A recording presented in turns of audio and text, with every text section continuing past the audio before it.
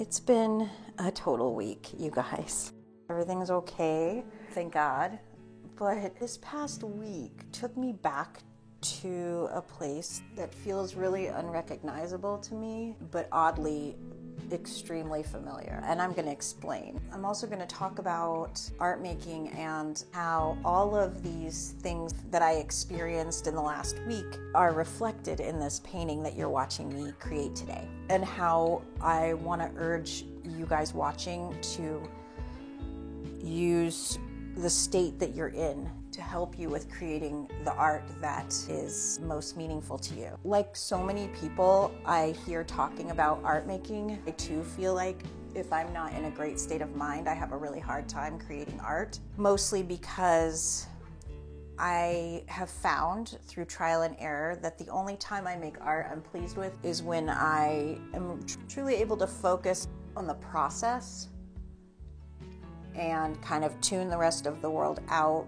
and put the kind of effort that's necessary, mostly mental effort, into looking at the reference and determining the placement of lines for drawing things or the colors for painting. Because if I just don't have the bandwidth mentally, then what I end up doing is kind of half-assed and it doesn't come out looking the way I want it to. Do you guys experience this? I expect this is a common thing.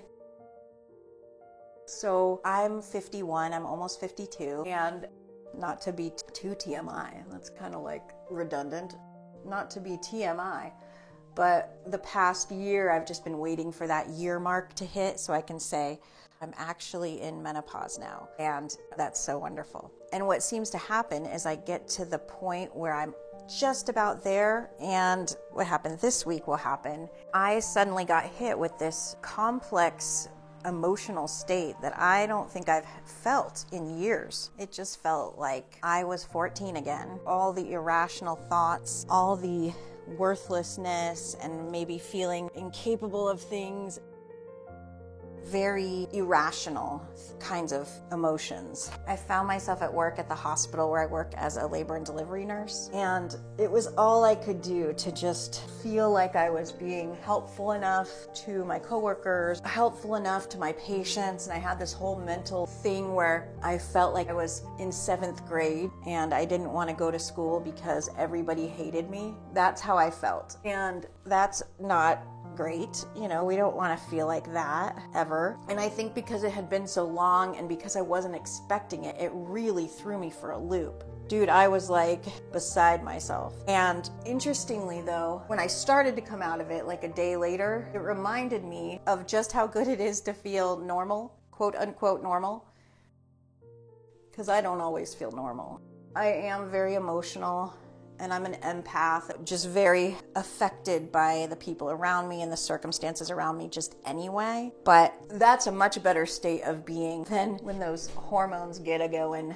So that was kind of how my weekend was at work, and I was so grateful to be on call on Sunday night. Again, TMI, but I ended up having this like high fever in the middle of the night, which also is reminiscent of when I used to get a period every month. I would get a high fever and terrible migraine. It was like 3 a.m. on Sunday, and I was on call, and I had like 4 more hours to go until I would be off call. And I was just laying there like, Lord, please don't let them call me in, please. Like I couldn't imagine anything worse in that moment than the idea of getting called in at that point. And getting up in the middle of the night sucks anyway, but I'm used to it after so many years. Whenever I'm on call, it's just part of the deal. You know, I can usually put a smile on and go in, but I just kept thinking, oh, it's storming out. There was a huge thunderstorm, and my husband and my dogs were all in bed and cozy, and I went and laid down with them trying to get warm because of this fever I was having. And I just was praying so hard, Lord, please let them not call me in. And praise God, they did not.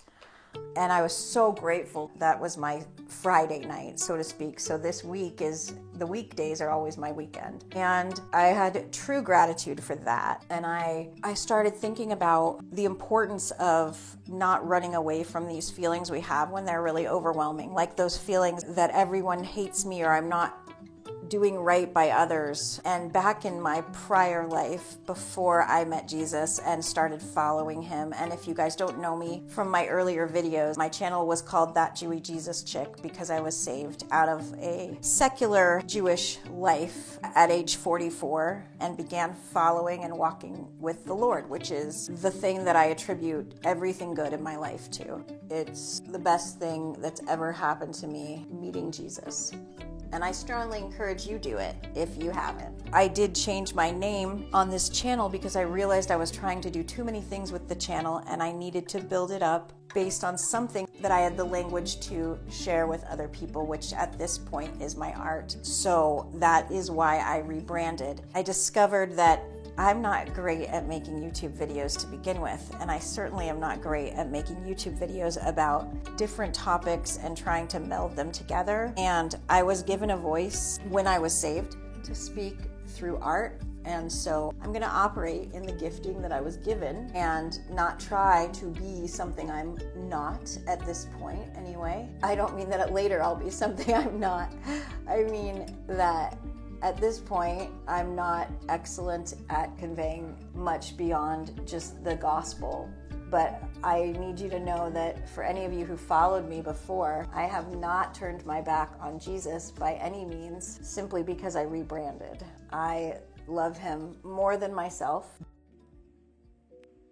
Back before I knew him, though, I was really broken and miserable and in a terrible place, and not just for a weekend or a couple days, but like every single day of my life. And when I was choosing the artwork I wanted to make this week, it wasn't a difficult choice when I came across this reference, because the look in her eyes and the expression on her face, cigarette and all, it just harkened back to the life that I lived before finding the Lord. And that was what I wanted to create for this piece. And I noticed as I was making this art that I felt extremely passionately about the reference and about the work as it was coming together. And I noticed that I felt this really strong connection to this reference because she was me and I was her, kind of hopeless and kind of miserable and very empty, completely just dead. And I'm hopeful that this was a model and she was conveying something that she didn't actually feel, but maybe she's just a very good actress. I suspect that perhaps this is a candid photo of a person who maybe is living a life like mine. And for her, I would pray that she too would get to know the Lord. There is hope in Jesus. So anyway, I guess all of this being said is to let you know that you don't have to run away from hard feelings, especially if you're an artist. You can completely lean into the feelings. As artists, we have a gift of being able to really lean into our hard and difficult feelings and use our art to convey them. Again, if you're new to my channel, I'm new to art. I only started painting about 4 years ago. And before painting, I really had no outlet for my feelings. And so I would bottle them up. And what I've discovered is it's way, way more useful to not bottle them up and to put them on a canvas. So that's what I did. And I think that something about feeling so crappy this past week was what helped me to really be able to start hammering down on specifically the sort of loose portraiture I envisioned myself making. So I'm really overjoyed about that. And I'm so happy that you're here watching me paint it. If you like this kind of artwork, you're going to see a lot more of it on my channel. Going forward, I'll be making occasional talking videos like this, where I'm just sharing my life and stuff with you guys and thoughts that come to mind. Other times I'll be making tutorial content where I share things I'm learning in art as I go along. And then yet other times it'll be more like this creative sort of vibe, like last week with just music and painting, and it'll be a mishmash of all of that. So yeah. Yep, this is the art of my dreams. I'm gonna get going now.